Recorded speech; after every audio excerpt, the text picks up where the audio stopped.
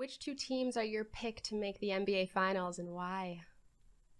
Oh man, this is easy. Milwaukee Bucks and the Los Angeles Clippers. The Wow. biggest Clippers. competition, the biggest competition to the Lakers is the Clippers, and what they have that sets them apart. They've got 7 or 8 different guys that they can throw at LeBron James. We've seen that strategy work before with the Golden State Warriors. You know, you had Kevin Durant, you had Iguodala, you had Livingston, you had a number of those guys that could go out and guard them. Yeah. And now you have to make LeBron work, and essentially you got to contain him. Yeah. And if there was one guy on the planet, guys, you guys are from Toronto, that you said had to guard Giannis or had to guard LeBron, it's Kawhi Leonard. Absolutely. We know it. Absolutely. As far as Milwaukee coming out, I think this is the kind of that sophomore, we've grown up. I get it. We've been there before, done it before. Look from the Milwaukee Bucks. They were young and green last year. They were still figuring out what it meant to be, favorites to come out of the Eastern Conference. They've seen that dance before. I think this team is just a year more mature. They're ready, and I don't believe that the moment will get bigger for them. Giannis has only improved his field goal percentage, points made, rebounds, block shots, 3-point makes in less minutes this year. So I believe he's getting more of the mental aspect to get him over, where last year was just all brute force. You know, his answer to everything was play harder. And at that level, the answer has to be mental, but he's in a good place. For sure. Raptors have had an exceptional season so far. Do you think they have potential to repeat? There's always potential. You don't want to throw that out the window, because if you told me that the Toronto Raptors would have been champions last year, we all in the basketball world would have said you were crazy. Now, I had them beating the Bucks ultimately, but I didn't have a chance against Golden State. And life happens. Basketball happens. There was a slew of injuries, and they beat them. Now, my Toronto fans and people were extremely upset when I said it was a fluke occurrence and they wouldn't have won if those guys were healthy. But that's just the darn reality. And ultimately, you don't know. Giannis plays crash ball. He's got a bad ankle. Maybe he goes down. Maybe they miss some rim protection.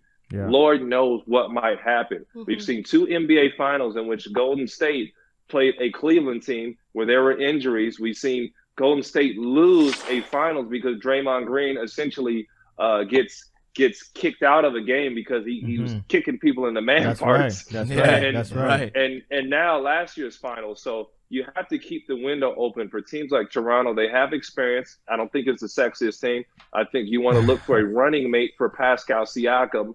I could not be happier. That's like my little brother right there.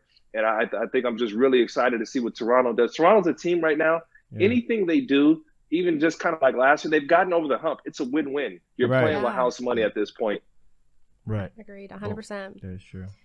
For future predictions and, looking forward in seasons, do you think Giannis Antetokounmpo will leave Milwaukee, or do you think he'll stay? I can't rule it out, but it's really hard for me to see him leave Milwaukee. It's hard for me to see that. The reason that I say it's hard, he's such a throwback type of player. He doesn't make friends on the court. He plays hard. He's got an edge. He's not shaking hands and kissing babies at half court. That's not Giannis's deal. And those are the guys that really stick with franchises.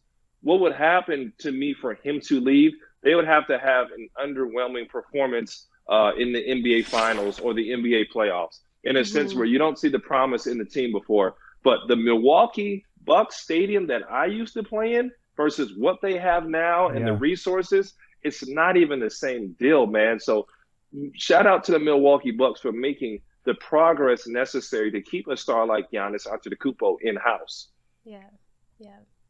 Now, Ryan, just want to say this right now. We got mad love for you here at True Sports TV. You know that. It might be cold here in Toronto, man, but you know that we got mad love for you here in Toronto. But at the same time, you have been criticized for some of the takes that you have said in the past. So there are some fans here that might not have heard some of those takes, and we're going to get into those takes later on, Es. But I want to start this off by saying, can you kind of repeat what is your Mount Rushmore of basketball?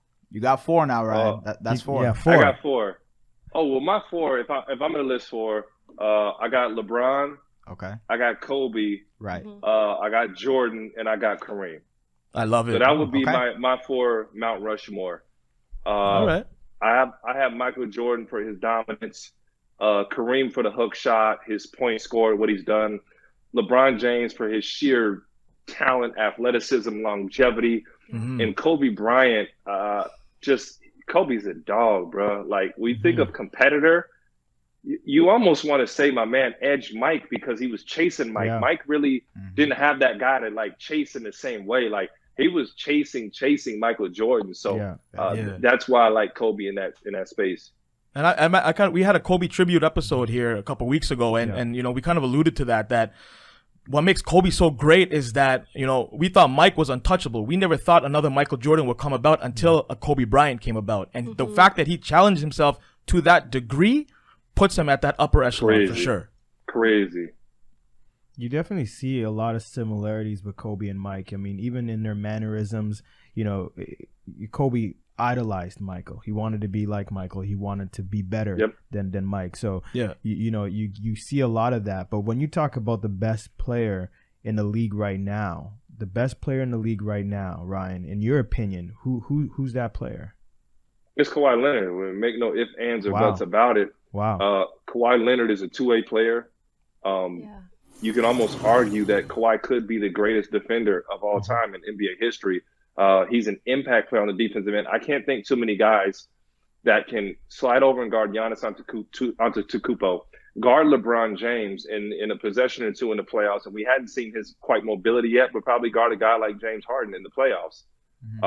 That's the equivalent of Michael Jordan playing against Magic Johnson and sliding over and guarding Karl Malone on the block. You really would not see it. Right. Okay? Yeah, so that's the type of load that Giannis is. And Kawhi Leonard has become one of the greatest closers in basketball we haven't seen. Now, he's not going to make these all-time lists because of the longevity and injury history of Kawhi Leonard. He goes from role player to star, but the growth and explosion that we've seen in Kawhi Leonard's career, he's by far, in my mind, the best player in the game right now. So if Kawhi does win a championship in LA, I mean, he arguably has to be in that conversation now with LeBron, with Michael, with Kobe, because to come to Toronto and win and then go to LA and win, he's won championships potentially for two franchises that have never seen any sort of championship glory ever. So does Kawhi now enter that conversation as one of the greatest of all time? Maybe as a great 1 year, maybe as a great 2 year, span, but it's tough because we saw 5 rings from Kobe, 6 from Michael, 17 years of dominance, or how long out of LeBron James. Yeah, that's where you miss me. You know, the years missed in San Antonio. You know, LeBron never had a Tim Duncan to learn off of. You know, and sometimes and it's just life, guys. We do penalize players for situations. Kobe had Shaq, but Kobe went and got one without Shaq. Right. So Kawhi Leonard, maybe 3 or 4, and we're really cooking in that debate, but I don't believe we can necessarily do it at 2. And you're even going to look at this Clippers squad and say, you know, Kawhi, you had your pretty good pickings there, but it depends how everything winds up. So I think that's what's tough, the longevity, the years with the Spurs. And this is really what the first year we can throw him in these talks. Ryan, the NBA landscape, like you mentioned, has changed completely, even from when you were playing, right? It's completely shifted. The pace is a lot faster. The amount of buckets that guys are just getting is at a different level now. What would you say is the next step, like that next evolution in the game? Like, what are we going to see next? No, man, excellent question. The center position is going to be back, but it's not going to look the same. Right. Every single center right now is going to know how to handle the ball, shoot a 3, put the ball on the deck, and make plays like a point guard. So now we're all these little point guards, all these little tiny guys playing, you know, with the Houston Rockets and Golden State at certain moments. They're going to be the game is going to change. A lot of Jameses, Kevin Durant's, Giannis Antetokounmpo. You're going to see a lot of those players begin to come to the game. It's just something they didn't teach. If I dribbled or shot a 3, coach would put me right on the bench. And Right, now that's right. being encouraged in youth basketball. And these guys are getting trainers at younger and younger ages. I remember you shot them a couple times with the Clippers. You had the range. Yeah, you shot the three ball. Well, We can roll the not a footage. We three. can roll the footage. not man. a three. Roll No, the footage, not man. a three, but I was encouraged to shoot a 20-footer. Like Right. a 20-footer is like the worst shot in basketball now. You know what I'm saying? But I would shoot a lot of mid-range when it was there, but nobody was like, "Hey, step back and shoot a 3." It just wasn't encouraged. Yeah, Right. So you see what the Rockets are doing now, Yeah. right? 5 out, that's right. right? 5 Yeah, out it's all small basketball, ball. pretty much. Small ball.